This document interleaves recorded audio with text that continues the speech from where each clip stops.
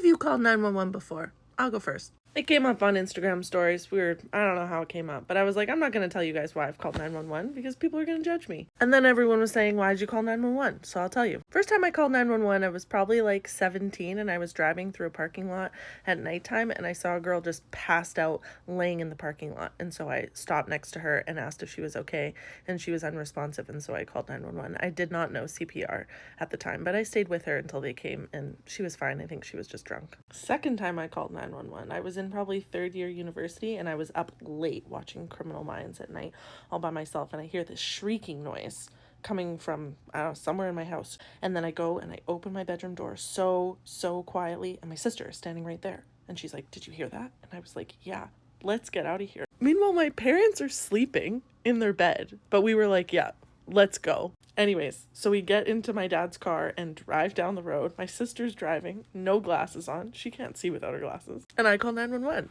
And then they get to the point where they ask us, is there anyone else in the house with you? And I say, yeah, my mom and dad. And they're like, could your dad be hurting your mom? And I'm like, oh my God, no. What? While I'm on 911, my sister looks over and says to me, I think that was me screaming.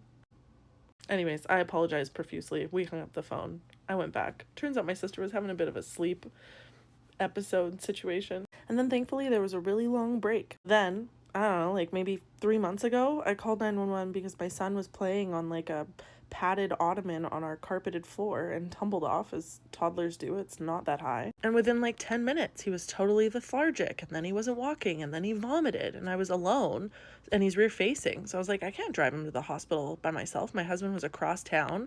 So I called 911. And they came, and turns out he was fine, but he definitely had concussion symptoms, and I stand by what I did. And then, the most recent event of all. I can tell the full story another time if people want, but honestly, I'm still a bit traumatized by it, so I don't think I can in this moment. The long story short is we didn't know where my daughter was in our own home at 6 in the morning on a Sunday. Her bed was empty, and everything turned out fine, but I called 911, and if I recount how the 911 call goes, I'll break down crying, so.